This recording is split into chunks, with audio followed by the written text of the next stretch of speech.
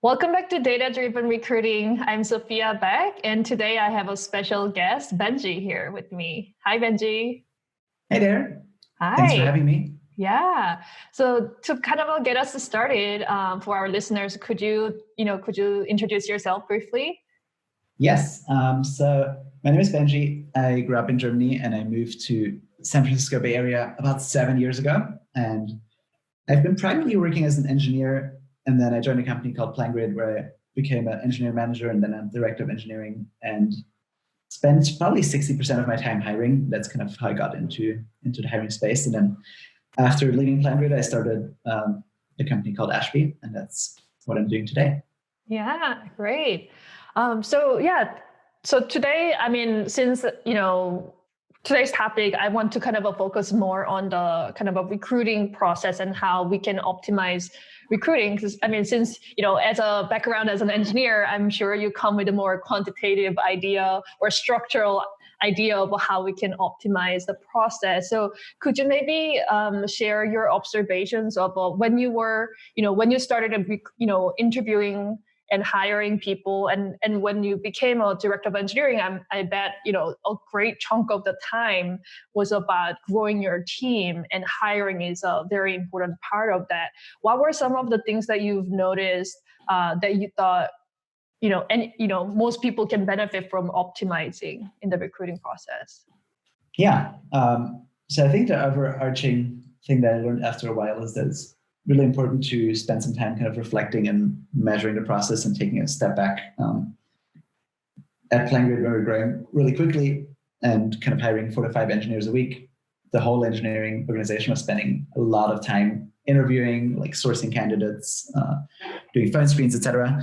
And it's easy to kind of get lost just in that process and kind of doing all these interviews, but not taking a step back and actually taking a look at which of these interviews are going well, how are these candidates actually performing when they pass through different stages, are we getting the right kind of candidates in the process? So I think a lot of teams I see out there probably would benefit from taking a step back and kind of on a regular basis looking at all that information and figuring out which parts of the process are working and which ones are not working super well. In terms of actually like looking at that, I think one thing is a lot of the recruiters I've spoken to have mentioned to me that it's really difficult to really measure that, right? Like as somebody who's not necessarily an expert in data analytics, or even if when they have access to recruiting ops people who can do the data analytics for them, the data isn't necessarily so straightforward because, for example, like, even if you have an ATS, you're sharing that ATS across different jobs, and the interview stage setup is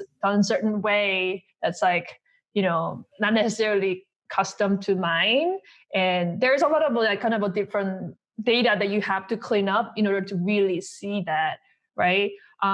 What were some of the ways that you were able to kind of step back and actually look into it? What kind of a data were you able to use in that process? Yeah, so when we were doing this at PlanGrid, a lot of it was honestly fairly manual work, which also made it kind of harder. I think we did it much less frequently than we should have. And I think we'll talk about this a little bit more in the end because it leads into the product that I'm working on today. But a lot of things we could do is, for example, take a look at certain roles that we had been interviewing for. After a while, you get like a gut feeling. You can say like, oh, it feels like we had a lot of on-sites for this backend engineering role. And we didn't make any hires in the last 3 months, right? So there's like some really obvious trends that you can find. And I think what we did then is when we noticed these patterns, then we would go into our ATS, export all that data, manually run reports. And then we would always find some interesting things. Like, for example, for this backend engineering role, we just found out that like one of the sources of candidates was performing really poorly. Like we'd get a lot of on-sites, we'd extend a good amount of offers, but for that source, we just wouldn't close candidates. They would tend to go to other companies. And when we looked into that, we found out that it was because the platform they were using was leading them to interview with like 10 to 15 different companies and getting a lot of different offers. And so these are the kind of insights that we got, but they were mostly retroactively. So we kind of had a gut feeling that something's off in the process, and then we go in and look for the data. But as this happened more often, we started doing it a little bit more proactively, still really manually, but we would then go like a step back and look at not only kind of the sources of candidates and how we close them, but also there were other examples of, for example, people not passing on sites when they did certain phone screens. And so we went back and looked at, okay, who are these people interviewing with at the phone screen stage? How often do people give a good score but then fail the on-site? Which kind of led us to find places where we were kind of wasting interviewers' time and restructure the process a bit. So these are kind of examples, but it was always, unfortunately, you have to have observation before you could go and like look for the data. We didn't really have the tooling in place to be proactive about it. Right. I mean, I think it's kind of a similar to, I think this is like pretty similar to the marketing, right? Recruiting funnels are often compared to marketing or sales funnel. And I mean, in order to kind of optimize, you first need to have almost like a baseline. So like you actually, run it, and then it's like, hey, where do we feel the pain? And then, as you said, like we kind of zoom in and see what could be possibly causing this pain, and then use that as a kind of a guideline to prioritize which process we are going to focus on optimizing and so on. Is that kind of a similar to? Yeah. I think that's right. I think the biggest problem there today is if the tools are not set up to kind of show you the data on an ongoing basis before you feel these issues in the process, then a lot of teams will just ignore them, unfortunately. Right. I definitely back in the day wish that our ATS would tell us that like we've been interviewing a lot of people at the on-site stage and they didn't close for like particular sources, for example. Yeah. And I guess have you also, I also hear, just like, we did in the sales world, there is the rise of this profession as like what's called recruiting operations, right? So in the sales world, there was like the salespeople, and then, we start using a lot of automations tools, and then it's a large scale. And then we brought in the sales operations team to like, dive in, like, how can we optimize the whole process and make sure the salespeople can perform really well. And I see the similar thing happening in recruiting as well, right? So recruiting, we use ATS, like we use automated, a system to like follow up with the candidates and so on. And we're now seeing this recruiting operations as a profession. So have you kind of worked with the recruiting operations folks, or like were you kind of taking that role of a recruiting operations when you were trying to optimize your team's interviewing process? Yeah, I do think I was doing a little bit of that. PlanGrid's recruiting team was relatively small at this time. When I was there, the company grew from like 130 to 400. And I think at the end, we maybe had probably like 7 folks on the recruiting team. And we had coordinators, but we didn't have any, we didn't have recruiting operations folks. But I definitely agree, it's a super interesting trend. And part of kind of building Ashby over the last 2 years, actually recruiting operations people have been the main folks we've been talking to learn about how to kind of change the recruiting process. And I think it's really interesting to me. I think some large companies used to have this function even 20 years ago, but it's definitely become much more prevalent at like mid-stage and even smaller companies.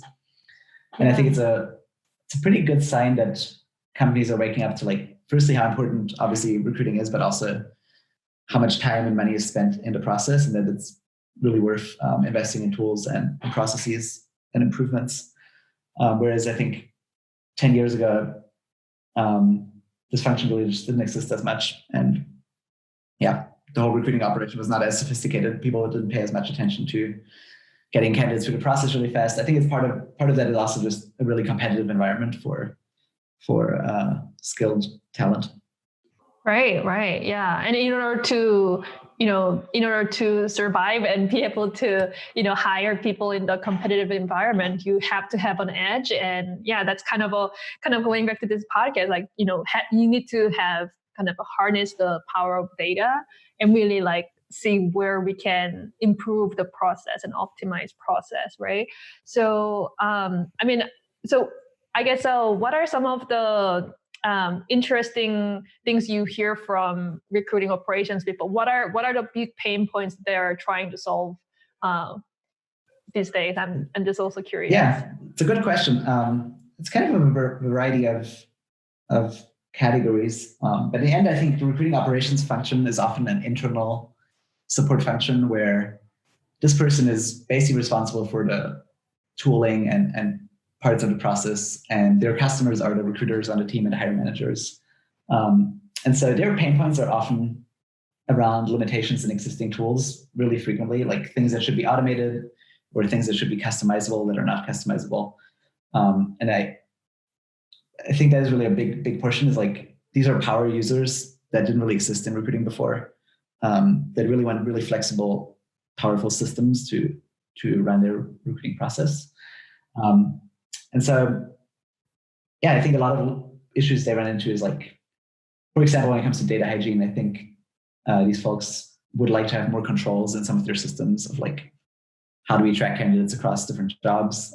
And right now they're enforcing that through like training and documentation. I think partially what they're looking for is for tools that really enable them to kind of administer that process much better. And that's one part. I think the most common pain points are definitely the reporting and analytics side, is like just getting good insights from all the activity that's happening around recruiting. And I think the other part is scheduling and coordination. So making sure that candidates are not dropped, that you're really fast, you're responsive, that you're providing a really great candidate experience. I think these are the two main things that companies are looking at from an operations perspective. Yeah. That makes a lot of sense. And as you mentioned, the recruiting operations folks are, the more data-driven. They're not afraid of diving into data and like looking at the number to figure out what's going on. So I'm sure they are, really craving the ability to collect great data in the process, and then also be able to analyze it. So so tell me a little bit more about the company Ashby. What is the problem you're solving? How are you solving the problem? Yeah, we actually haven't talked about it much publicly, so I'm excited to share at least a little bit today. Yeah. But we talked about my background and my experience in the space, and Ashby is really a result of that. And started the company almost 2 years ago. I think the first 6 months were a lot of research and kind of identifying if like the experience that I had at PlanGrid, if that was representative or not of some of the issues other recruiting teams are facing. But basically what we are doing is we're building a platform with a bunch of different modules that address these needs of modern recruiting operation teams. So kind of addressing a lot of the issues that I saw at PlanGrid. The one that we are publicly launching very soon is an analytics module that can work with an existing ATS, for example, Greenhouse. We have a lot of customers using that. And it is intended to be really easy to use and to integrate and to give you a lot of like pre-canned reports and metrics that you can track. That is kind of the first product that we've launched, not publicly yet, but we will do that soon. And that's also one of the biggest pain points of like being able to get these insights quickly and giving even smaller teams that don't have data scientists, that don't have time to build out BI tools that can often take like months to build out. And give them the insights that they need to improve their process and make all of this data a lot more accessible than it used to be. So that's kind of the most publicly available module. But there are definitely some others that we're working on that address some of the kind of process issues and things I mentioned earlier that really help teams customize and run a really good process. Yeah, I mean that's really exciting as someone who also like loves kind of diving into looking at the data and really trying to see if there is any action we can make based on that. I think that sounds like a recruiting operations team's like dream, to be able to enable the entire team to see the data easily and make decisions based off of it. Yeah. And it's still early. We onboarded the first few customers 3 months ago. What is really exciting to me is like we talked to a bunch of companies like Stripe, even Netflix, like really large teams, Palantir, et cetera. And they had the ability to build this stuff in-house. it often took a lot of time, but we're making kind of a very similar tool accessible to much, much smaller companies. Right. And also because we're building something domain specific, we can have like templates that are really specific to recruiting. And so a lot of it is much easier to use. And what we're seeing is now recruiters, even like kind of regular recruiters that are not recruiting operations folks, are kind of self-servicing reports and insights. And the feedback loop on exploring that data is much, much faster than it used to be. Because even if you build out like a Looker or a Tableau, you would often still need a data scientist on your team who could like run individual reports, and then you would get the report maybe a day or two later, and then you look at it, and then you might do some minor exploration. But the way we see people use Ashby today is really kind of real self-serve exploration of your kind of own data, and doing that in a much faster feedback loop than used to be possible before we shipped this. So it's been pretty exciting. Yeah. And I think, that's a very important thing, right? Because the domain knowledge about recruiting and how your recruiting like process is structured, like, any good data analyst could come up with a report, but like being able to actually understand the recruiting process and building data analytics around it makes a huge difference to the end user. So if you can empower recruiters who knows the process inside out to be able to actually pull the data, that's like really powerful combination in my mind. Yeah. We had one customer who onboarded recently who actually had a Looker implementation. And they had hired a data scientist, and they said it took a really long time to train the data scientist on kind of recruiting, such that the data scientist could end up building out the Looker dashboards. So they had been working on them for like 6 months when we came in, and they still weren't like super far along, just because they had really good data scientists, but they didn't understand necessarily a lot of the recruiting process or how like an ATS works. Right. And so we're taking a lot of that redundancy where like a lot of companies were building this over and over in-house and putting it into a prepackaged product. Yeah. And every company, that's growing will be hiring people, and recruiting is a big part. So I think this domain knowledge that you put it into your tool already can be really beneficial to so many different people. And I think, this specialized way of analyzing data in recruiting, that could be a game changer.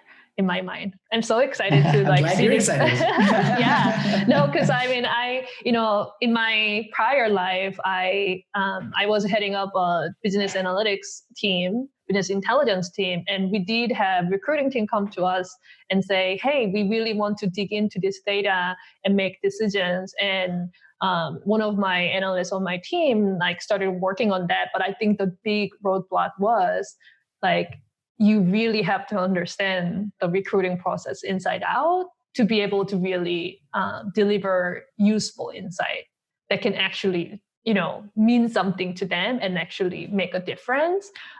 Compared to like, I think, we served every organization inside a company, but recruiting in particular was very, very specific, and it required a lot of training before we could even like, give anything insightful. So I hear you. It's a very, and I think recruiters are craving more data, right? Like every other functions have like their own tool and can make decisions based on data. Recruiting has been kind of a lag behind because we often think about recruiting as a very human-driven process because there is that candidate experience side that we do more of, and I think the collecting data, clean data, has been not that easy, right? And if you don't have a clean data, you can't really run any analytics on it. So that brings another interesting topic that we definitely see when people start adopting Ashby. They definitely kind of see their data for the first time, and they kind of see like how they need to improve the data tracking piece to actually get more insights. But one interesting thing, one thing I find interesting is if you think about recruiting and the tools that are used. Actually, a lot of structured data is captured, a lot more, I would even argue, than often on the sales and marketing side. Obviously, you have like clicks and other kind of data that you get at marketing pretty reliably. But if you think about recruiting, like people are submitting scorecards with really structured information throughout the entire process. And you kind of have to schedule for the ATS at some scale. So every interview is tracked there automatically. You can't really work outside of the system. So I think by using an ATS at like a certain company size, you're already tracking all the structured data. So I think you actually have a lot of data available, maybe some data that you wouldn't have available on, say, the sales side, where it's much easier for a sales rep to just go out and meet with someone without logging that into CRM. So I actually think the recruiting side is a pretty good foundation to get a lot of interesting insights from all the data. That's true. Yeah. And I mean, that's kind of a, so Code Signal, the company I'm co-founded, we also think about the recruiting from the assessment data, right? So, we do more of a deep dive into looking at assessment data and see like, is this question, that test that we are giving out calibrated to what we're trying to actually measure by looking at, people who had a high score on this assessment when they go on site.